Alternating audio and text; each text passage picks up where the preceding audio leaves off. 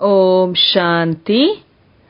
ಮುರುಳಿಯ ದಿನಾಂಕ 27/1/2017. ಬಾಪ್ದಾದ ಮಧುಬನ. ಮುರುಳಿಯ ಮುಖ್ಯಾಂಶಗಳು. ಬಾಬಾ ತಿಳಿಸ್ಕೊಡ್ತಾ ಇದ್ದಾರೆ, ಮಧುರ ಮಕ್ಕಳೇ, ತಿಳುವಳಿಕೆಯುಳ್ಳವರಾಗಿ ಪ್ರತಿ ಕರ್ಮವನ್ನ ಮಾಡಿ. ಮಾಯೆ ಯಾವುದೇ ನಮ್ಮಿಂದ ಪಾಪ ಕರ್ಮಗಳ ಆಗದ ಇರೋ ರೀತಿಯಲ್ಲಿ ತಮ್ಮನ್ನ ಸಂಭಾಲನೆ ಮಾಡ್ಕೊಳ್ಳಿ. ಪ್ರಶ್ನೆ: ಬಾಬರ ಹೆಸರನ್ನ ಪ್ರಸಿದ್ಧಿ ಮಾಡೋದಕ್ಕೋಸ್ಕರ ಯಾವ ಧಾರಣೆಯ ಅವಶ್ಯಕತೆ ಇದೆ?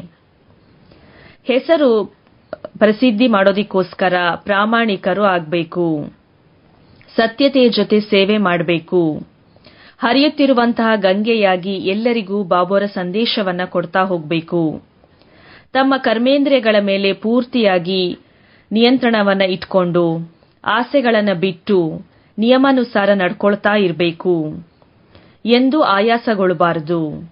ಜ್ಞಾನ ಯೋಗದ ಮೊದಲನೆಯ ಸ್ವಯಂನಲ್ಲಿ ಧಾರಣೆ ಮಾಡಿಕೊಂಡು ತಂದೆಯ ಹೆಸರನ್ನ ಪ್ರಸಿದ್ಧಿಯನ್ನ ಮಾಡಬೇಕು. ಮೊದಲು ಜ್ಞಾನ ಯೋಗದಲ್ಲಿ ಧಾರಣೆ ಮಾಡಿಕೊಂಡಾಗ ತಂದೆಯ ಹೆಸರನ್ನ ಪ್ರಸಿದ್ಧಿ ಮಾಡಬಹುದು. ವರದಾನ: ನಿಶ್ಚಿಂತ ಸ್ಥಿತಿಯ ಮುಖಾಂತರ ಯಥಾರ್ಥ ನಿರ್ಣಯ ಕೊಡುವಂತಹ ನಿಶ್ಚಯ ಬುದ್ಧಿ ವಿಜಯಿ ರತ್ನಭವ ಸದಾ ವಿಜಯಿ ಆಗುವ ಸಹಜ ಸಾಧನ ಆಗಿದೆ. ಒಂದೇ ಬಲ, ಒಂದೇ ಭರವಸೆ. ಒಬ್ಬರಲ್ಲಿ ಭರವಸೆ ಇದೆ ಎಂದಲ್ಲಿ ಬಲ ಸಿಗತ್ತೆ. ನಿಶ್ಚಯ ಸದಾ ನಿಶ್ಚಿಂತರನ್ನಾಗಿ ಮಾಡತ್ತೆ ಮತ್ತು ಯಾರ ಸ್ಥಿತಿ ನಿಶ್ಚಿಂತ ಆಗಿರತ್ತೆ ಅವರು ಪ್ರತಿ ಕಾರ್ಯದಲ್ಲಿ ಸಫಲ ಆಗಿರ್ತಾರೆ. ಏಕೆಂದ್ರೆ ನಿಶ್ಚಿಂತ ಆಗಿರೋದು ಬುದ್ಧಿಯಿಂದ ಯಥಾರ್ಥ ನಿರ್ಣಯ ಮಾಡ್ತಾರೆ. ಯಥಾರ್ಥ ನಿರ್ಣಯದ ಆಧಾರ ಆಗಿದೆ ನಿಶ್ಚಯ ಬುದ್ಧಿ. ನಿಶ್ಚಿಂತತೆ ಯೋಚಿಸುವ ಅವಶ್ಯಕತೆಯೂ ಸಹ ಇರೋದಿಲ್ಲ.